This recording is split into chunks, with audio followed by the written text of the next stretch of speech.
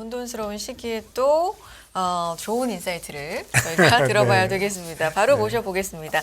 먼데이 모닝 인사이드 월요일마다 만나보는 시간입니다. 이코노미스트 김한진 박사 모셔봤어요. 안녕하세요. 안녕하세요. 네, 안녕하십니까. 네. 예, 감사합니다. 이거 매주 월요일 불러주셔서 이렇게 네. 바쁘실 텐데. 진짜로. 예, 그래서 지금 뭐 다른 얘기보다도 네. 이제 세계 경기가 본격적으로 침체를 이제 하는 건가요? 네, 본격적으로 침체할 것 같습니다. 아, 그렇습니까? 굉장히 단어다.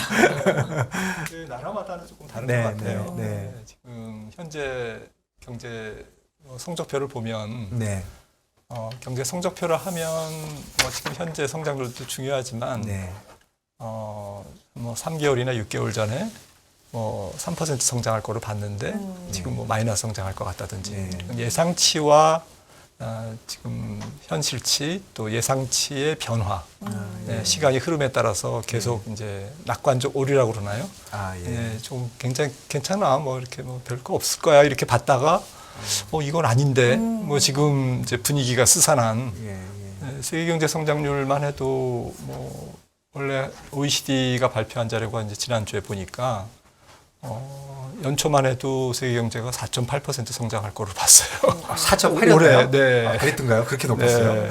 근데 4.4. 예. 4.4 봤는데 지금 뭐 3%로 보고 IMF나 뭐 세계은행 이런 뭐 굵직한 예측 기관들이 좀 보수적이지 않습니까? 네. 가능하면 뭐 이렇게 과격하게 확 확 안 예. 바뀌는데 이렇게 확 바꾸는 거는 뭐 제가 기억이 없습니다. 네. 그럴 정도로 경제 전망이 이제 빗나가고 있는데 그들도 갈피를 잡고 네. 네. 연준도 갈피를 못 잡죠. 네. 뭐 전 세계 중앙은행도 다 네. 갈피를 못 잡죠. 예측 기관들이 펑펑 틀리죠. 그래서 이유는 뭐 간단합니다. 물가가 높기 때문에 그렇고요. 원래는 경기가 물가를 결정하는데 네. 지금은 물가가 경기를 결정하는. 아, 예. 네, 물가가 너무 높으니까. 네, 그래서 물가가 중앙은행의 긴축 경로를 통해서 가파른 긴축을 통해서 경기에 악영향을 주는 이제 그런 상황이 계속되고 있습니다. 그러니까 이 물가가 이렇게 높아진 게 경기에 의해서 영향을 받았다기보다는 네, 뭐 공급적인 네, 측면이나 이런 걸 말씀하시는 거죠? 네, 뭐 유가는 안정되고 있습니다만은 뭐 다른 공급망 요인들도 있고요. 네, 근데 인플레이션은 지금 좀 뭐 지적하셨던 뭐 공급망 부분도 있지만 네. 뭐 한두 가지 요인이 아닌 것 같습니다. 아, 예, 저번에 복합적이다. 네, 말씀하셨죠. 복합적인 예, 것 예. 같습니다. 그러니까 제일 큰 거는 제 생각에는 돈을 많이 풀어서 그렇죠. 아직 돈이 회수가 안 됐거든요. 기본적인 문제가. 네, 정말. 그 6월부터 연준이 양적 긴축을 했다고 하지만 한 700억 달러, 9조 달러의 어쨌든 그 욕조에서 풀장에서 뭐 한 700억 달러, 0.1%인가요? 그렇죠. 그 정도 지금 빠져나간 거거든요. 그렇죠. 그러니까 뭐 금리는 뭐 굉장히 빠른 속도로 올라가고 있습니다만은 실제로 유동성이 좀 아직도 풍부하기 때문에 시장의 인플레이션을 조금 괴롭히고 있고요. 네, 박사님, 저는 그냥 개인적인 그 의문점은 네. 9조 달러나 풀 때 사실 그 팬데믹 때문에 네. 너무 이제 괴로우니까 푸른 거잖아요. 네. 그럴 때 연준에서 이런 그 인플레이션이 올 거라는 생각을 못 했을까요? 조금 안일하게 봤던 것 같습니다. 네. 경제학자들이 지난 한 10년 넘게는 한 20년, 30년 네. 전 세계 물가가 굉장히 안정적이었지 않습니까? 예, 돈을 많이 풀어도 별로 안 올랐죠. 네. 돈을 많이 풀어도 물가는 안 오른다가 이제 좀 믿음이었죠. 네. 좀 나쁘게 말하면 미신이었고요. 근데 이게 조금 어긋나는 현상이, 그러니까 물가를 조금 이렇게 자극하는 그러한 요인들이 트럼프 정부 때부터 이제 시작됐고요. 네. 그러니까 이민법이라든지. 아, 그러니까 뭐 사실 미국에 가보시면 뭐 요즘에 어쨌든 레스토랑에 웨이터가 없다고 그럽니다. 네. 뭐 그냥 사람 뭐 불러도 안 오고요. 네. 네, 그런 식으로 이제 굉장히 지금 인력이 타이트한 거죠. 그리고 이제 이거는 바이든 정부에 들어와서도 크게 달라진 게 없다. 이민자의 감소, 실질적인 노동력 감소, 네. 그리고 팬데믹 때문에 어쨌든 고령자가 조기 은퇴를 예. 하면서 굉장히 일자리가 타이트하고요. 예, 그리고 제일 중요한 게 이제 집값이 올라간 거죠. 집값이 올라가다 보니까 집값이 소비자 물가에서 차지하는 비중은 가중치가 40%지 네. 않습니까? 네. 그 근원 CPI는 40% 40% 넘죠. 네, 헤드라인은 30% 네, 이렇게 네. 되기 때문에 뭐 이번 주에 나오는 개인 소비자 지출 PC 인플레이션은 뭐 가중치가 한 20%대로 네. 낮아지고 네, 있어서 낮아져서 뭐 좀 뭐 전체적인 물가가 좀 낮게 나오겠지만 어쨌든 실질적인 뭐 지금 그 물가에 가장 큰 영향을 주는 것은 임대료죠. 주거비. 네. 근데 네. 주거비는 보통 한 집값에 길게는 한 2년 정도 후행하더라고요. 아, 2년. 예, 정도요? 예. 그리고 미국은 뭐 좀 특이한 게 리츠가 발달돼 있어서 기업들이 이제 좀 아파트 우리의 개념의 아파트는 네. 기업들이 이제 통으로 사서 네. 임대를 주는 예, 예. 주택 임대 사업자죠. 네네.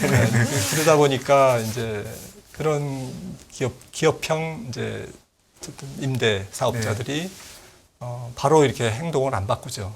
그리고 원가가 모기지금리인데 30년 만기, 이 30년 고정 모기지금리가 지금 6.2%, 1년 전보다 거의 더블 이상 네. 올라갔으니까 집주인 입장에서는 아니 내가 차입해서 샀는데 원가가 높다. 그러니까 뭐 계약 기간도 좀 이렇게 서서히 만기가 도래하니까 집값이 조금 떨어졌다고 그래가지고 바로 그냥 팍팍 렌트비가 떨어지지 않죠. 모기지가 오르는 거는 진짜 악순환이네요. 네. 집값이 올라서 그게 네. 오르니까 이게 오르서 다시 인플레이션이 되면 네. 페드가 다시 이자를 올리고 그렇죠. 또 예. 네, 그래서 뭐 결국에는 뭐 기승전결 떨어집니다. 무조건 네. 물가는 떨어지게 돼 있는데 네. 네, 문제는 지금 말씀드린 이제 인건비, 특히 서비스업 쪽에서 인건비, 구조적인 고용 시장의 어쨌든 타이트함, 그리고 주거비, 그리고 물가가 에너지 가격이 오르면 뭐 그걸 뭐 근원에서는 빼니까 네. 괜찮지 않느냐 이렇게 생각을 하시는데 예를 들어서 지난달 8월 물가도 보니까 교통비가 많이 올랐어요. 한 10% 전월비. 교통비는 뭐 에너지 가격 때문에 오른 거죠. 미국에서.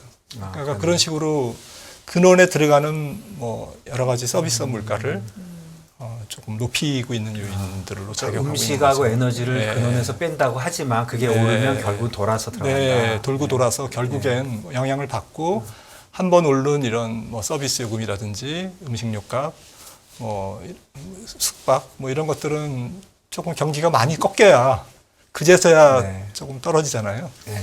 박사님 뭐 워낙 많이 뭐 설명해 주시겠지만 아까 그 얘기로 다시 좀 돌아가면 그 페드가 이제 확 돈을 풀었을 때 네. 네. 별로 뭐 좀 방심했는데 그 전에하고 달리 요번에는 좀 오르게 된 이유가 이제 크게 보면은 그 이민이나 뭐 이런 거에 네. 관련된 고용의 문제와 이제 집값의 문제라고 네. 정리해 주셨는데 이제 집값 얘기는 다음에 이제 네. 하고 고용. 고용. 네. 고용 쪽에 보면 저는 이제 좀 그 잘 이해를 못하고 항상 궁금하게 생각하는 게 네. 팬데믹이 일어났을 때 잡이 줄은 거는 분명하잖아요. 아, 그렇죠. 잡이 왕창 줄었죠. 예, 줄었지만 고용은 거의 그 완전 고용에 있어요. 네. 지금도 경기 침체가 온다고 하면서도 뭐 실업률은 올라가질 않고 이런 상황은 어떻게 이해를 해야 되겠습니까? 저도 뭐 잘 이해가 안 가요. 근데 이렇게 통계를 만지작거려서 보면 네. 결국 미국의 고용시장의 유연성이 놀랍다. 네. 그런 감탄을 네, 유연성. 예. 좀 감탄하게 되고요. 예. 그러니까 그 코로나19가 오면서 일자리가 미국에서 한 2,200만 개 이제 날아갔는데 네. 없어져 버렸습니다. 네. 너 나오지 마. 네, 네, 네. 그런데 이 2,200만 개는 지난 10년간 증가한 일자리 수의 합계거든요. 네, 예, 예. 그러니까 그게 2년 만에 그냥 한순간에. 한순간에 네. 사라졌는데 또 그게 끝이 아니라 그걸 지난 8월 고용지표 보니까 넘어섰어요. 2,200만 개 플러스 100만 개인가 더 지금 증가한 상태. 아, 그 내려온 거를 지금 다 네. 다 이제 네, 회복한 다 거예요. 돌려놨다. 네, 네. 다 리커버한 겁니다. 그러니까 뭐 정말 뭐 경제 지표를 보는데 좀 현기증 났죠. 그러니까 매달 30만, 50만 오르는 게 꼭 이거와 같은 예, 숫자인가요? 맞습니다. 예, 예. 예, 매달 뭐 비농업 일자리, 예, 예. 뭐 매달 초, 뭐 금요일 날 예, 나오지 예, 않습니까? 예. 우리 시간으로. 그러니까 그런 게 이제 미국의 고용 시장의 유연성인데 이제 사람들이 아직까지는 지금 실업자 한 명당 뭐 일자리가 지금 1.8개. 그러니까 지금 시장 나가면 뭐 다 개인마다 좀 다르겠지만 평균적으로는 한 2개 가까운 일자리를 선택할 수 있는 이렇게 여유가 있는 거죠, 지금. 네. 뭐 완전 고용인 거죠? 네, 완전 예, 고용이죠. 예. 근데 실업률이 말씀하셨던 실업률이 잘 안 올라오는 거는 일을 안 하는 사람들이 좀 많은 것 같습니다. 아직까지도. 자발적으로. 네, 자발적 실업. 네. 그러니까 이 사람들이 이제 일을 하러 나가서 일자리를 못 구해야 실업자가 되는데 의사가 있지만 아예 분모에서 없어요. 빠지는. 그러니까 저번에 얘기하는 그 그레이트 레지그네이션에 네. 갔던 사람들이 계속 놀고 있는 건가요? 네. 한 400만 원 정도씩 국가에서 받으니까 지금 뭐 그건 다 떨어졌지만 추가로 안 주고 있지만 국가에서 실업수당을 계속 줬지 않습니까? 네. 팬데믹 때. 근데 아직 관성이 남아 있는 거죠. 그리고 이제 실업률이 올라가겠죠. 왜냐하면 이제 서서히 뭐 돈도 떨어지고 돈 떨어진 거는 이제 저축률이 낮아진 걸 보면 알 수가 있거든요. 네, 실제로 낮아지고 있으니까. 네, 예. 완전히 낮아져서 네. 이제는 뭐 고용시장에 일하러 가야지 이제 가는데 문제는 물가와 연결해서는 뭐 자발적 어쨌든 이직자가 굉장히 많습니다. 그러니까 아직도 고용시장은 굉장히 타이트하다. 네. 그러니까 그러면 조금 지나면서는 이제 물가도 오르고 경기 침체도 오고 하면은 돈도 떨어지고 하면 그분들이 돌아오기 시작하면 실업률도 좀 나쁜 숫자로 곧 보이기 시작하겠네요. 예, 그래서 뭐 지난 9월 FOMC 결과에서 이제 경제 전망을 내놓지 않습니까? 네. 그래서 내년도에는 4%대 중반 실업률을 갈 거다. 네. 연준 뭐 전문가들이 이제 그렇게 경제 전망을 하고 있고요. 네. 그리고 뭐 길게 봐서는 뭐 5% 가까이 갈 수도 네. 있다. 이제 그렇게 전망을 하고 있습니다. 그러니까 지금은 이제 실업률이 팍팍 안 오르는 게 고용 시장에 이제 막 어수선한 일자리를 찾으러 가고 뭐 그다음에 아직까지는 좀 뭐 놀고 싶어 하고 네. 그리고 좀 임금 올려달라고 계속 얘기하고 물가 오르니까 네. 그러니까 고용 시장이 타이트하다 보니까 이제 그게 인플레로 계속 오고 그래서 파월 의장이 계속 강조하는 거는 고용 시장입니다. 네. 고용 시장을 뭐 직선적으로 말씀드리면 파괴시켜서 물가를 잡아야 되겠다. 그러니까 실업률 상승을 용인하겠다라는 취지의 발언을 계속하고 있거든요. 그렇게 되면 물가가 잡혀요? 잡히죠. 예, 임금 인플레이션이 굉장히 그 물가에는 중요하거든요. 그러니까 사람들이 물가가 올라가니까 뭐 물가 올라간 거 빼면 실질소득 나는 마이너스인데 뭐 YC 안 해. 뭐 다른 데가 뭐 이러면 기업들은 결국에는 계속 인건비가 올라가고 인건비가 올라갈 뿐만 아니라 그 인건비 상승을 제품 가격에 전가시키거든요. 그러면 이게 나선형 뭐 인플레이션이라고 그래가지고 임금과 제품 가격과 이렇게 같이 주거니 받거니 상승작용을 일으키는 인플레이션이 가장 무섭습니다. 그래서 아까 그 렌트비가 뭐 40%를 차지는 하지만 그 구조적으로는 그 임금이 그런 효과가 있다 그런 말씀을 해주시는 거죠. 네, 그렇습니다. 그럼 결국 파월 의장의 생각은 이 자발적인 그로 지금 일 안 하시는 분들이 네. 나와서 경쟁이 유도되고 네. 경쟁이 유도되면서 이제 임금이 올리는 그 압력이 줄어들고 네. 그래야 제품값이 내려간다. 네, 뭐 집값도 관련이 있겠죠. 뭐 네. 실업자들이 늘면. 근데 조금 어려운 게 그 어느 나라나 마찬가지지만 지금 미국도 굉장히 빈익빈 부익부가 코로나19 2년을 거치면서 심해졌습니다. 굉장히 상당히 심해져서 그러니까 지금 뭐 그제 뉴스 보니까 미국에서 이렇게 뭐 어쨌든 홈리스트니 늘 거고 네. 어쨌든 집주인들과의 분쟁 이런 것들이 늘고 그러니까 못 사는 사람들은 어쨌든 굉장히 어렵고 팬데믹 때문에 돈을 풀었으니까 자산가들은 훨씬 더 부가 커졌고 그런 상태에서 이 불균형이 심화되니까 이거를 다 이제 합쳐 보니까 아무래도 뭐 돈 많은 사람들이 하루에 뭐 10끼를 먹는 것도 아니고 결국 중산층 어쨌든 이런 계층이 좀 튼튼해야 소비를 떠받치는데 이런 부분들이 조금 약해지고 있는 거죠. 그럼 요번에 그 파월이 원하는 대로 그런 이제 어쨌거나 뭐 자발적인 실업을 하시는 분들이 나오든 네. 일자리가 줄든 실업률이 올라가고 하는 와중에 양극화의 문제는 더 어려워질 것이다. 네, 이미 어려워졌고 좀 너무 심한 양극화가 벌어지고 있는 게 안타깝습니다. 아니 그러면 결국에는 물가를 잡으려고 치면 한 번은 더 어렵게 망가져야 되는 그렇습니다. 상황이 와야 되네요. 네, 그러니까 물가를 잡힌다, 물가가 잡힌다.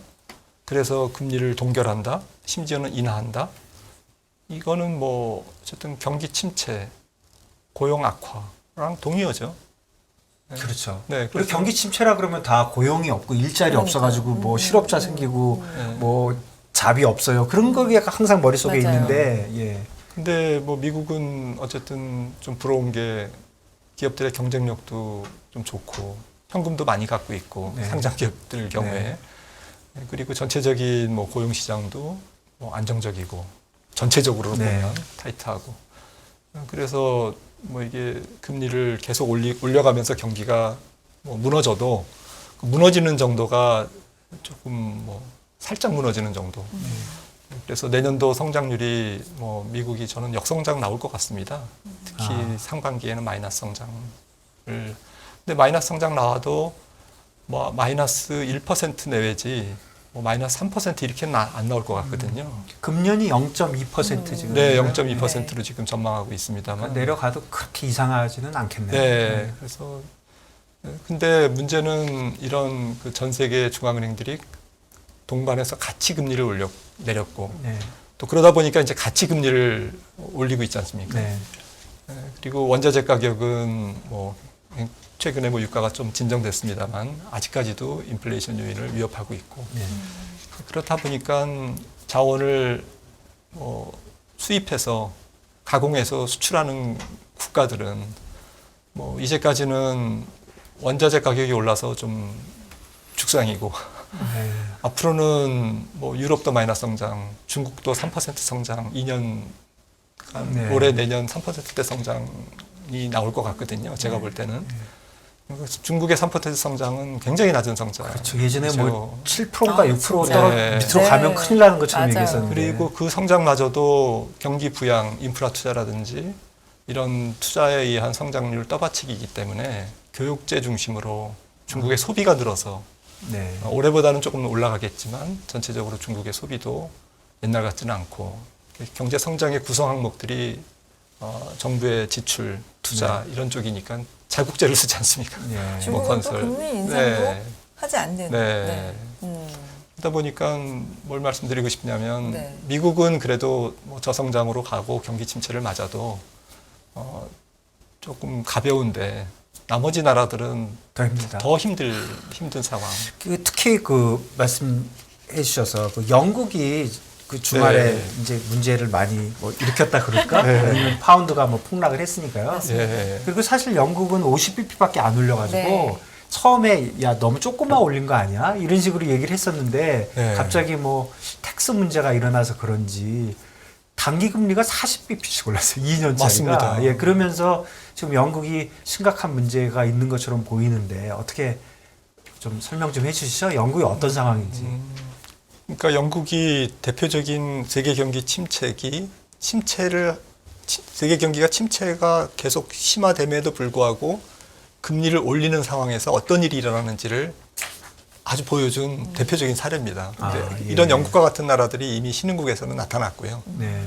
그래서 레리 서머스도 뭐 신흥국이나 하는 거를 뭐 하고 있다. 네. 아마 치명적인 거시경제 정책이 실패가 될 거다. 예전에 신흥국. 아니요, 지금 지금 신흥국이요. 지금 예, 신흥국들, 예. 지금 신흥국이 재정 지출 풀어서 어려우니까 금리는 금리대로 올리고 뭐 터키 같은 데 내렸지만 네. 뭐 조금 내렸죠. 어쨌든 뭐 재정 정책은 그러니까 브레이크랑 엑셀레이터를 동시에 밟는. 그러니까 재정 정책도 풀고 예. 금리는 그러니까 안 맞는 거죠. 예. 근데 돈이 어디서 나오는지 뭐 어쨌든 그날 의회에서 하원에서 영국 그 장관이 안 밝혔거든요. 그러니까 1,600억 파운드의 어쨌든 감세 그리고 재정 지출 그리고 이미 발표된 1,000억 파운드의 에너지 보조금, 가계 에너지를 이제 좀 에너지 올라간 거를 보전하는. 그러면 영국은 에너지 어쨌든 전체 예산 중에서 에너지 관련 예산이 한 10%가 넘어간다고 그러더라고요. 네. 내년에. 네. 어마어마한 거죠. 없던 게 생긴 거지 않습니까? 그렇죠. 10%. 그래서 이 적자 국채를 발행하지 않으면 이게 도저히 안 될 거다. 사람들이 이제 그렇게 믿으니까 국채를 발행을 많이 해? 옛날에 신흥국들이 많이 했던 방식이고. 그렇네요. 어쨌든 그런데 그러면 파운드와 같이 믿을 수 있어? 이러면서 파운드와 가치가 37년 만에 최저치를 떨어지고. 그러니까 그 조달의 방식을 얘기하지 않은 거에 대해서 시장은 네. 채권 발행밖에 없다. 네, 그렇게 실제로 그거밖에 없나요? 네, 없습니다. 네. 어디 돈을 어떻게 영국은 찍어도 안 되나? 미국은 찍으면 되는데. 그러니까 전 세계 충격을 준 거는 그래도 그 달러 인덱스 구성의 그 넘버 3지 않습니까? 그렇죠. 네, 네. 네, 지금 유로화, 예. 그다음에 엔화, 예, 그다음에 예, 파운드하거든요. 예, 예. 파운드가 제일 많이 들어가 있고 네. 그 기축통화국이 이렇게 좀 어려운 상황. 그러니까 정말 좌충수. 이렇게 뭐 이러지도 못하고 저러지도 못하는데 결국에는 뭐 적자 국채를 많이 찍어야만 해결이 되는. 그러면 인플레도 안 잡히고 상황이 더 악화될. 그러면 정치적으로는 아까도 그런 말씀 좀 했는데 네. 아까 지금 말씀해주신 그 양극화 그 못 사는 사람들을 생각해서 정치적으로 지금 그런 정책을 냈다는 네. 것까지는 이해가 가지만 네. 이게 이제 큰 문제를 일으킬 수 있다. 네. 네, 그런 거군요. 그러니까요. 좀 영국이 지난주에 보여준 그런 거시경제적 어려움이 우리나라도 예외가 아니고 그렇죠. 전 세계가 지금 같이 직면한 문제고요. 모순이죠. 네. 그러니까 뭐 금리 내리고 돈 풀 땐 신났는데 이제 모든 나라가 지금은 금리를 내릴 때거든요. 경기만 보면. 그렇죠. 경기만 보면 경기만. 네, 경기만 보면 내릴 때인데 그래서 제가 이렇게 경기가 안 좋을 국면에서 금리를 내린 적이 1945년 2차 대전 이후에 있었나 그랬더니 한 번도 없더라고요. 그렇네요. 이렇게 지속적으로 많이 뭐 1년 6개월 이런 정도는 있었죠. 근데 거의 지금 2년 이렇게 앞으로도 내년까지 올리는 그런 상황은 없었습니다. 참 초유의 사태를 우리 저희가 박사님 목도하고 있는 것 모시니까 같아요. 뭐 지금 네. 시간이 진짜 너무 맞습니다. 빨리 가고요. 네. 또 오늘 다른 얘기도 좀 해주신다고 얘기했는데 제가 질문이 많아가지고 아이고, 고용 얘기 중심으로 좀 우리가 예. 네, 질문을 드려봤습니다. 예, 그래서 공교롭게도 다음 주 다다음 주 월요일이 아, 휴일이어서 예. 3주간의 쌓인 얘기를 또 다음에 네, 많이 그러네요. 또 예. 들려주셔야 될 것 월요일만 같아요. 우리 자꾸 쉬게 되네요. 맞습니다. 아유, 그러게요. 아쉽습니다. 네. 그럼 이코노미스트 박사님, 김한진 다음에 또, 박사와 예. 함께했어요. 고맙습니다. 예, 감사합니다. 네.